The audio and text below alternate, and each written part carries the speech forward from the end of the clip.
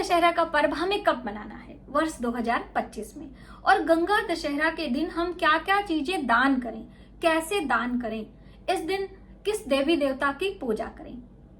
नमस्कार, welcome to my channel. मैं हूं मनीषा। दोस्तों, गंगा दशहरा की हार्दिक शुभकामनाएं। गंगा दशहरा का पर्व ज्येष्ठ मास की शुक्ल पक्ष की 10वीं तिथि पर मनाया जाता है और इस दिन माता गंगा का अवतरण धरती पर हुआ था। कहते हैं अक्षय तृतीया वाले दिन माता गंगा स्वर्ग से धरती पर आ रही थी, लेकिन उनके वेग को भगवान शिव ने अपनी जटाओं में रोका था और ज्येष्ठ मास की शुक्ल पक्ष की 10वीं पर गंगा जी को धीरे धीरे जटाओं से उन्हें छोड़ा था, जो कि धरती पर उनका अवतरण हुआ था। तो इसलिए गंगा दशहरा के दिन आपको गंगा में स्नान करके माता गंगा की पूजा भगवान शिव के साथ में करना बहुत आवश्यक होता है। आपने देखा होगा कि जब भी हमारी दादी नानी गंगा स्नान के लिए जाती हैं तो गंगा जी से बालू निकाल कर एक शिवलिंग का निर्माण करके उसमें भगवान शिव का आवाहन करके दूध मिलता रहता है गंगा जी के किनारे, दूध चढ़ाएंगी, जल चढ़ाएंगी, पुष्प चढ़ाएंगी, अक्षत चढ़ाएंगी और कुछ भोग मिष्ठान चढ़ाकर पूजा प्रार्थना करके और फिर विसर्जन भी करती हैं। तो ये नियम है कि जब भी आप गंगा नहाएं तो ये कार्य अवश्य करें, तभी आपको गंगा स्नान का पुण्य फल प्राप्त होता है। तो देखिए, यदि आप नदियों में स्नान करने नहीं जा पा रहे हैं तो आप अपने घर में ही पवित्र नदियों का जल अपने स्नान वाले जल में मिलाएं और स्नान करें। उसके बाद भगवान शिव की पूजा करें। 1 लोटा जल शिवालय जाकर हो सके तो कच्चा दूध मिलाकर भगवान शिव को जरूर अर्पित करें। काले तिल मिलाएं। दोस्तों, अक्सर मैं आपको बताती हूँ कि भगवान शिव को या फिर पीपल वृक्ष की जड़ों में जल सींचते समय 1 लोटा जल आप लेंगे, उसमें 1 चम्मच 2 चम्मच कच्चा दूध यदि आप डाल लेते हैं और थोड़ा सा काला तिल और थोड़ी मिश्री डालकर दूध जल को मीठा कर लेते हैं और ऐसा जल आप शिवालय में या फिर पीपल की जड़ों में डालते हैं तो आपकी मनोकामनाएं पूर्ण होती हैं। तो आप जब भी अवसर मिले तो ऐसा ही जल आपको चढ़ाना चाहिए और घर से ही जल लेकर जाना चाहिए। कभी भी शिवालय या किसी देव वृक्ष की पूजा उपासना में वहीं का जल नहीं इस्तेमाल करना चाहिए। ठीक है, ये आप अपने जीवन में गांठ बनाकर रख लें और इन सब बातों को हमें अपने बच्चों को भी सिखाना चाहिए। और आइए जानते हैं कि 10वीं तिथि की शुरुआत कब हो रही है और कब हमें गंगा दशहरा का पर्व मनाना है। तो देखिए, 5 जून दिन गुरुवार को गंगा दशहरा का पर्व मनाया जाएगा वर्ष 2025 में।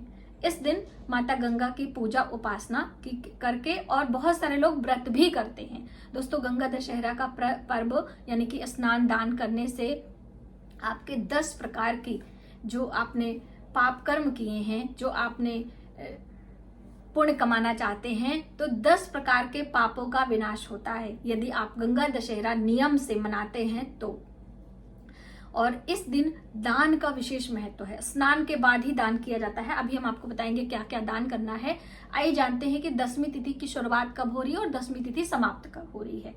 तो देखिए, 4 जून दिन बुधवार को रात्रि 11:54 पर 10वीं तिथि शुरू हो रही है और सुबह 5 जून को जब सूर्योदय होगा तो 10वीं तिथि हमें मिलेगी और 5 जून को गुरुवार को हमें व्रत उपास गंगा स्नान दान पुण्य आदि करना है।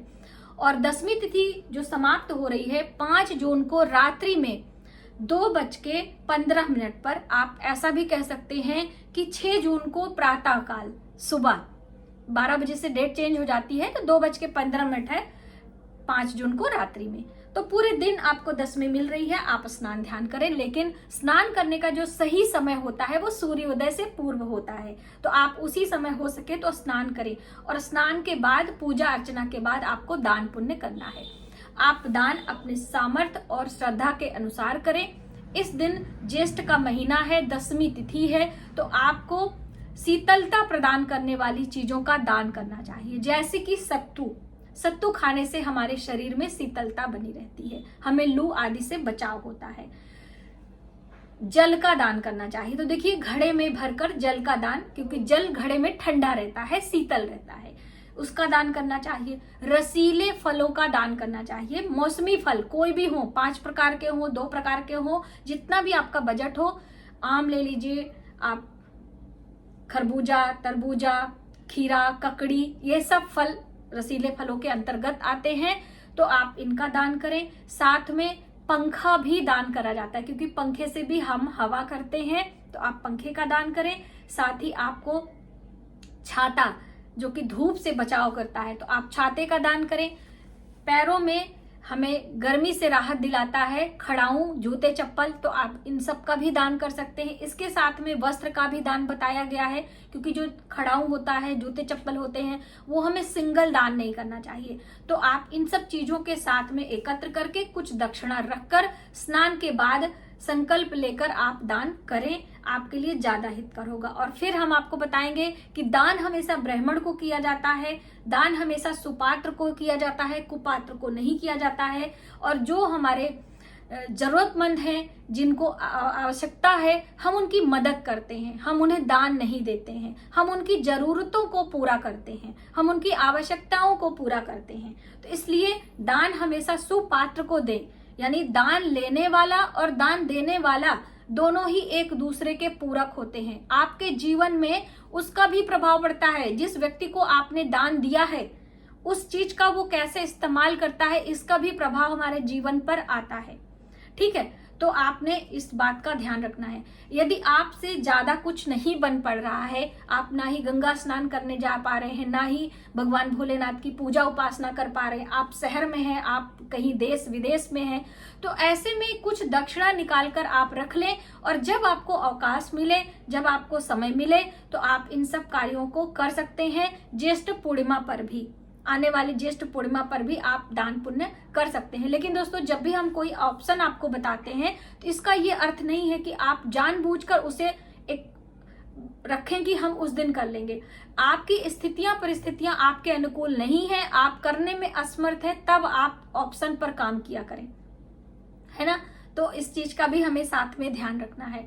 और दोस्तों, इस दिन आपको भगवान भोलेनाथ की पूजा बारंबार करनी है। जैसे मैंने आपको बताया कि भगवान भोलेनाथ की जटाओं में माता गंगा अवतरित हुई है, लेकिन वैसे तो हम देखें तो राजा भागीरथ ने हजारों वर्ष तपस्या किया था अपने पुरखों को तारने के लिए, कि माता गंगा में हम तरण तर्पण करेंगे, हमारे पूर्वज तर जाएंगे। इसलिए उन्होंने घोर तपस्या की, और जिसके फल स्वरूप माता गंगा प्रसन्न हुई और धरती पर अवतरण करने का उन्होंने संकल्प लिया था। लेकिन उनका इतना वेग था, इतना उनका बहाव तेज था कि वो संभालना मुश्किल था। तब भगवान शिव अपनी जटाओं में उन्हें बांधा था। ये एक प्रकार का कहानी और इससे संबंधित ये कथा भी आती है हमें सुनने के लिए, जो कि कपिल मुनि के आश्रम से होते हुए माता गंगा धरती पर आई थी। तो आपको शिव भगवान की पूजा गंगा दशहरा के दिन जरूर करना चाहिए। और कहते हैं कि भगवान शिव की पूजा करने से हमें बहुत सारे देवी देवताओं के पूजन करने का पुण्य फल मिलता है। माता गंगा जटाओं में है, मस्तक पर चंद्रमा विराजमान है, भगवान के गले में सर्पों की माला है। सर्पों की पूजा करने से हमारा राहु शांत होता है। भगवान शिव की पूजा अकेले नहीं करते हैं, पार्वती के साथ करते हैं। तो माता पार्वती अखंड सौभाग्य की देवी मानी जाती हैं। तो कहने का अर्थ है कि एक भगवान शिव की पूजा करने से हमारे कितने देवी देवताओं का पूजन फल हमें मिलता है। तो आप गंगा दशहरा के दिन कुछ ना कुछ दान पुण्य करते हुए गंगा जल से स्नान करें, चाहे घर में या फिर अपने पवित्र नदियों में स्नान करें। और इस दिन जल का दान भी आप करिएगा। आप घड़े का दान ना करें, आप मार्केट से पानी खरीद कर उसके साथ में कुछ मिष्ठान लेकर कुछ लोगों को आप जल पिला भी सकते हैं, मीठा जल आप दान कर। दोस्तों, इस दिन आपको हस्त नक्षत्र भी मिल रहा है। हस्त नक्षत्र बहुत ही शुभ माना जाता है। तो 5 जून को सुबह सवेरे 3:35 से लेकर दूसरे दिन 6:34 तक आपको मिल रहा है, यानी कि 6 जून को। तो पूरे दिन हस्त नक्षत्र है। तो आप इस दिन गंगा माता की पूजा, उपासना, दान पुण्य आदि करते हुए इस दिन का लाभ उठा सकते हैं। तो आज की वीडियो में बस इतना ही। यदि हमारी जानकारी आपको थोड़ी सी भी हेल्पफुल लगे तो प्लीज वीडियो को ज्यादा से ज्यादा लोगों में शेयर करें।